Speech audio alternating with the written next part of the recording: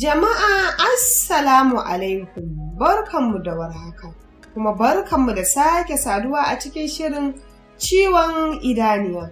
Shirin da yake kawo muku zafafan karatun littattafanmu na Hausa, ta inda zai faɗakar da ku, nishaɗantar da ku, gami da wa'azantar da ku. Masu sauraro sunana Shukura. A wannan lokaci da muke ciki, muna ɗauke da ƙayataccen littafin nan mai suna Mijin Hanifa, wanda yake zuwa muku a duk ranar Laraba, wallafar Queen Sami.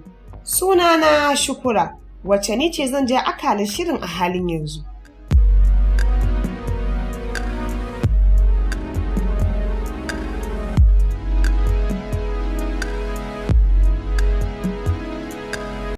Masu sauraro, idan ba ku manta ba, a cikin shirin da ya gabata mun tsaya ne a inda Haidar yake cewa, kukan uban me kike yi? Baki ji abin da na faɗa miki ba ko? Kin samu na taimaka miki na barki ki kwana cikin ɗakin? Shine kike min kukan munafurci ko? To ki ci gaba idan kin fi son kwanan mota. A nan ne muka tsaya, yanzu kwa za mu ci gaba.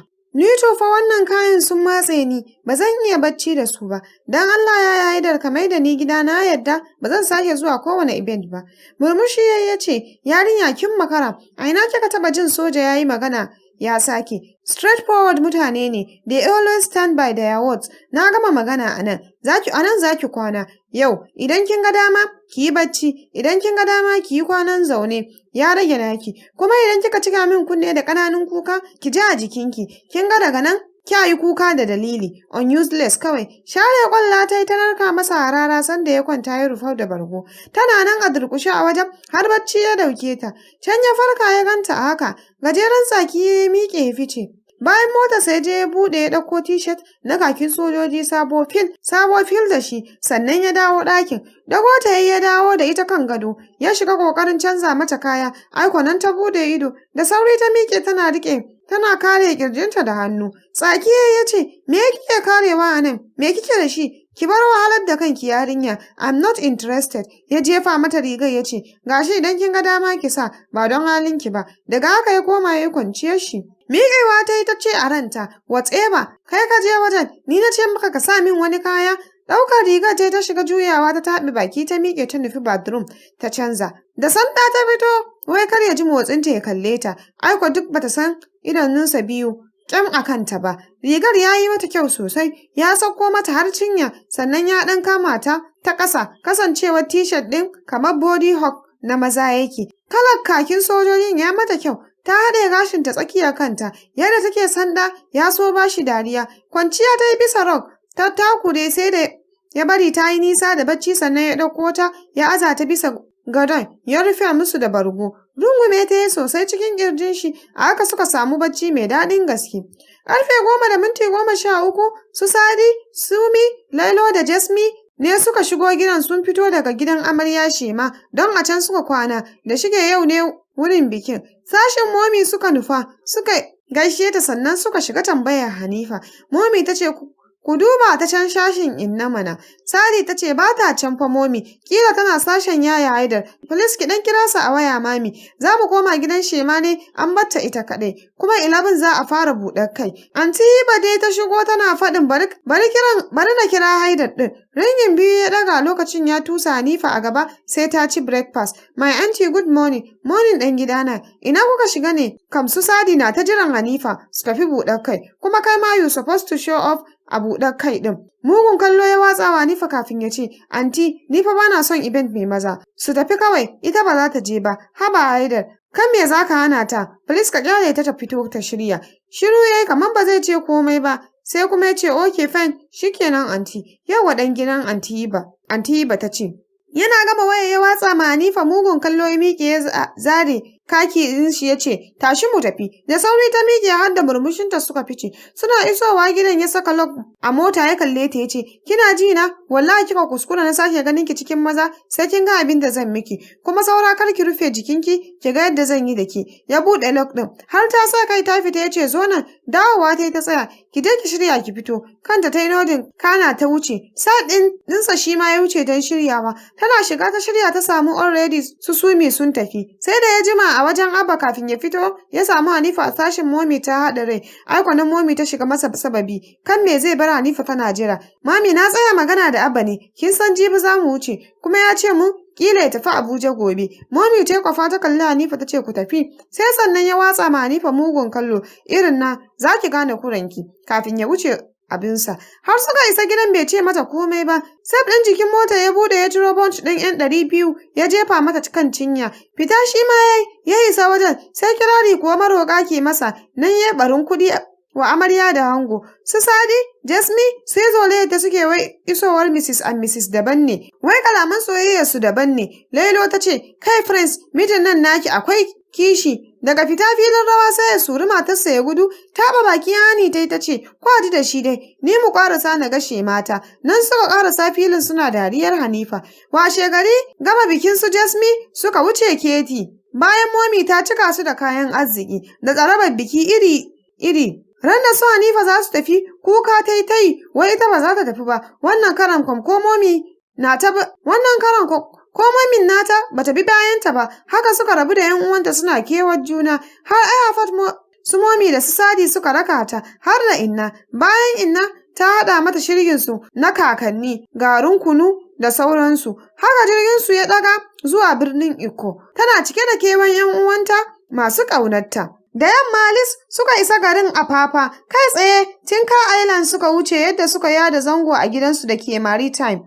Sosai ta gaji, sai ka ce wata ta yi tafiya by road. Shi ma Haidar a gajiye ya shige ya yi wanka. Kicin ta wuce ta zazzage kayan da Inna ta bata. Kallon shirgin ta taɓa baki. A fili ta ce, ko Inna ta ɗauka girki nake a nan gidan da za ta haɗa min wannan shirgin? Tab, ina zan iya wannan aikin wahala da ciki na ni kaɗai. Fridge ta buɗe ta sami bread ta shafa bota ta ɗan soya kwai ta yanka vegetable ta zuba bisa bread ɗin bayan ta saka sannan ta sa ketchup a kai ta fara ci. Falo ta dawo ta zauna tana cin sandwich ɗinta tana sipping ɗin drinks ɗinta sai da ta yi nak kafin Haidar ya fito. As usual sai wani ɗaure fuska yake ya dube ta gefen ido bai ce mata cikanki ba, ita ma bata tanka basa ba. Kanshi duk ya cika mishi ciki, tana miƙe baya bita da kallon mamaki. Shi da gidansa, amma ai girki a hana sa, wata zuciyar ta ce, yanzu ‘yar wannan yarinyar ma har ta iya dafa abincin da mutum zai ci, sai jagwalgwalo. Taɓe baki ya a fili ya furta, irritating. Miƙewa ya fice ya nufi itiri da ke cikin Maritime ɗin. Ya ci abincinsa duk da ba wani cin kirki ne da shi ba, tun asali hakan nan yake bai fiye cin abinci ba. Tun yana yaro yakinsa da Momi kenan. Yana gama ci ya miƙe yana ƙoƙarin neman layin Aisar. Ya kira ya fi sau 5 ba a ɗaga ba. Yana gama fakin ɗin motarsa a Fairkin Lot, kurtayen da suke ƙaramin gate ɗinsu suka shiga zuwa kwasar gaisuwa. Nan Haidar ya tambaye su ko Aisar na nan.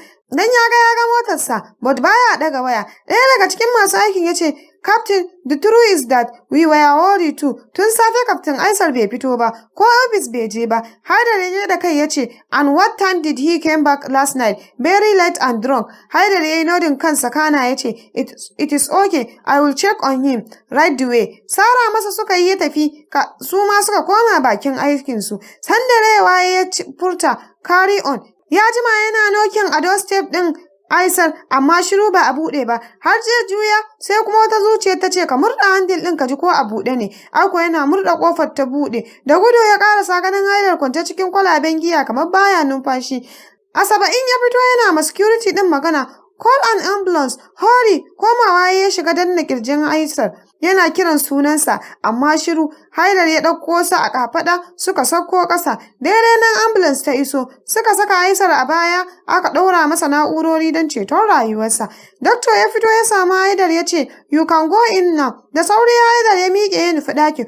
Kwance ga Aisar bisa gado, hawaye yana bin kuncinsa.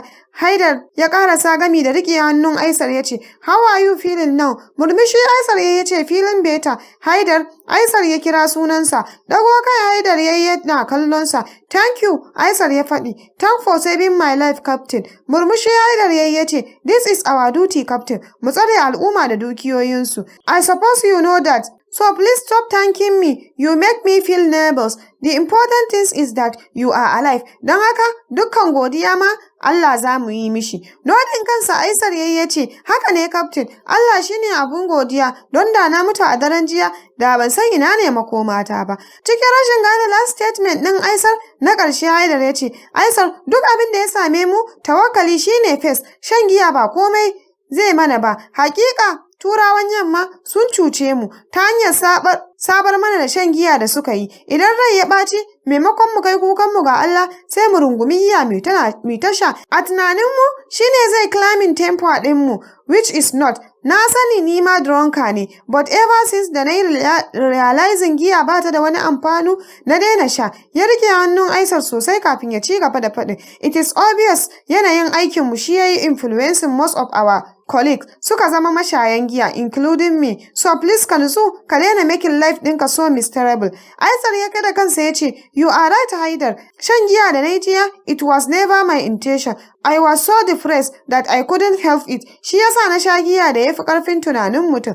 Haidar ya riƙe hannayen Aisar ya ce, I am like you brother. Whenever you need someone, I am like your brother. Whenever you need someone to talk, don't hesitate to talk to me. Just feel free with me. I promise I will listen to you and I will share my advice with you. Thank you, Haidar. I suppose you know what I am really going through. Ya ɗan ja fasali kafin ya soma faɗin. I am having a hard time with my dad. He never understood me. Burin shi a kullum ta ina zai sami haram ko ta halin ƙaƙani. Haidar, is my duty to protect dukiyar ƙasar nan.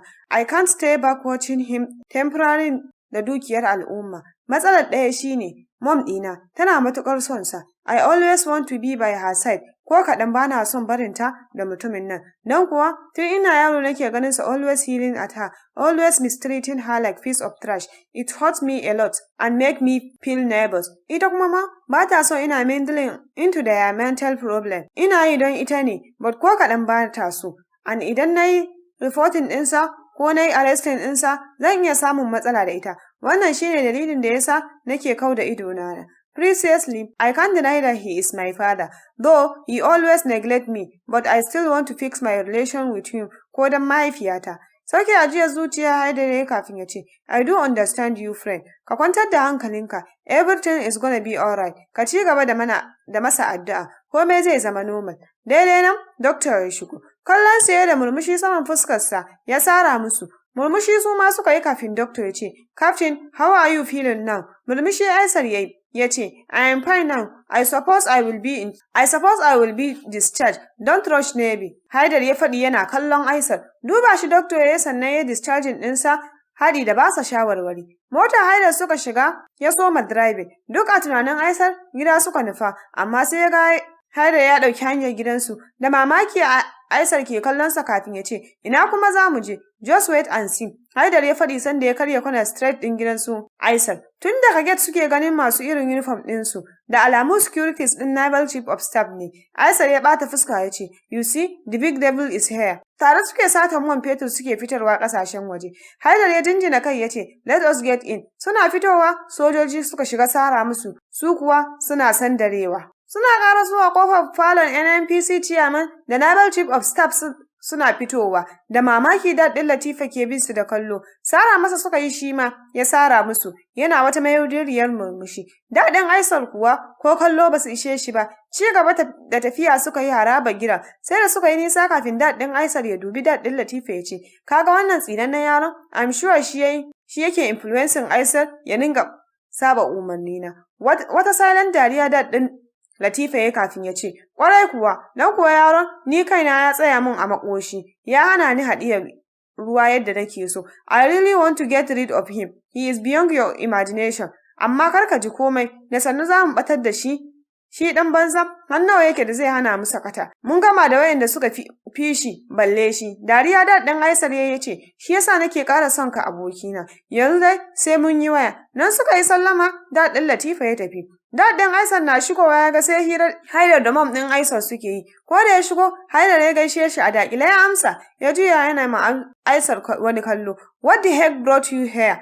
Kallon Aisar Haidar yayi, alamun ya gaida mahaifinsa. Kafin Aisha ya magana suka ji muryar daɗinsa yana faɗin, "What the heck you think you are doing here? I thought I have already made this clear to you. I don't want to see you in my house. Now, leave before I get out of control." Miƙewa Haidar ya yi, ya ƙarasa gaban Dad sannan ya miƙa masa takardun asibiti. Kallon hadarin kaji Dad yake ma Haidar, wanda ya yi matuƙar tunzura sa, don babu abin da soja ya tsana kamar raini, musamman daga civilian. Da ba don yana ganin ƙimar Aisar ba, da kuma yana girmama duk wanda ya fi su a haife, da yau mutumin nan ya gane kuransa ba tare da la'akari da mukaminsa na gwamnati ba. Haidar ya haɗe hannayensa ta bayan hannuwansa kafin ya ce, "Take a look of it, sir." Yana faɗi yana masa nuni da takardun hannunsa da ƙwayar idanuwa. Gizo da Haidar da ke da shi ya sa jikin Dad ya yi sanyi ya kuma kasa masa musu. Kallon takardun ya yi yana taɓe baki, ya nemi waje ya zauna. Haidar ya zauna sannan ya soma magana cikin san yadda ɗa ke magana da ubansa.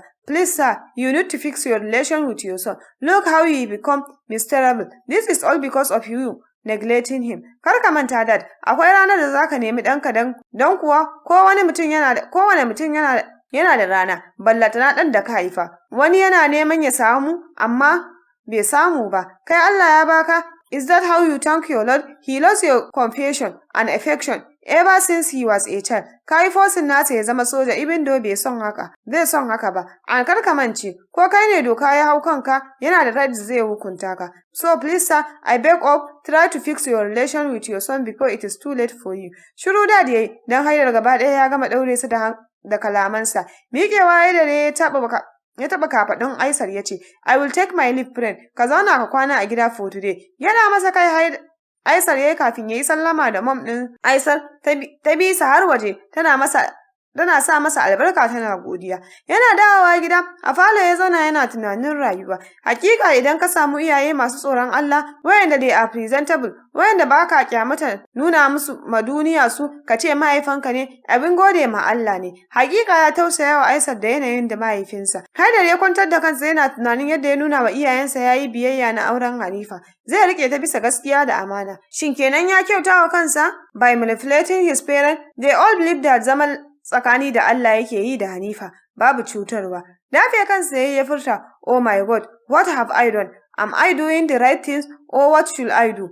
I don't even love her. I don't even know if I can live with her like a husband and wife." Gajeren tsaki ya miƙe ya shige ɗakinsa. Washe gari tana zaune bisa danin tana breakfast, duk a tunaninta ya jima da fita a ofis, kamar daga sama ta ji ƙarar rufe ƙofar ɗakinsa. Dago kai ta yi don tabbatarwa, ai kuwa shi ne, yana sanye cikin kayan training ya yi kyau sosai, kamar ba za ta gaishe shi ba, sai kuma wata zuciyar ta ce ki gaishe shi. Da kyar cikin tunanin kar ya rufa ta ce, "Ina kwana ya Haidar?" Murmushi ya sakar mata wanda ya sa ta sakin baki tana kallon ikon Allah. Muryar shi ne ya dawo da ita daga duniyar tunani. "Lafiya," ya ƙaraso yana faɗin, "How was your night?" Cikin yanayin tsoro don ta san kila wani abun yake shirin mata ta ce, It is fine." Dafa kujerar da ke saitin nata yayi, yana kallon ta with a smile on his face ya ce, "Babu tayi ne?" Surprisingly ta dago tana kallon shi. Fari yayi mata da idanu kafin ya ce, "Can I have some?" "Sure, have a seat," ta faɗi tana gyara masa kujera. Murmushi ya ce, "What will you like to eat?" ta faɗi tana ɗan satar kallonsa. Leka plate ɗinta ya jawo shi gabansa. "Wannan ma is okay." Kallonsa ta tsaya yi da mamaki don chips ɗin da ke ciki ba su wuce a irga ba. Yana ci da kidney sauce, yana mamakin ashe daman ta iya abinci, ita kuma bambara kwai abin yayi mata, wai namiji da suna Hajara. She just couldn't believe it. Wai yaya Highland ne wannan, mutum mai girman kan nan shine ke treating ɗinta nicely haka? Kai, there must be something. She wonder what he is capable of. Hannunsa ta ci akan nata ne ya dawo da ita daga duniyar tunanin da ta tafi. Ta yi saurin ɗago ido tana dubansa kamar wacce aka zabura. Murmushi ya sakar mata ya ce, Masu sauraro duka-duka abin da ya sauwaka kenan a cikin shirin namu na yau mai suna ciwon idaniya. Sai kuma mako mai zuwa idan Allah ya kai mu za ku ji mu da ci gaban shirin. Ku huta lafiya.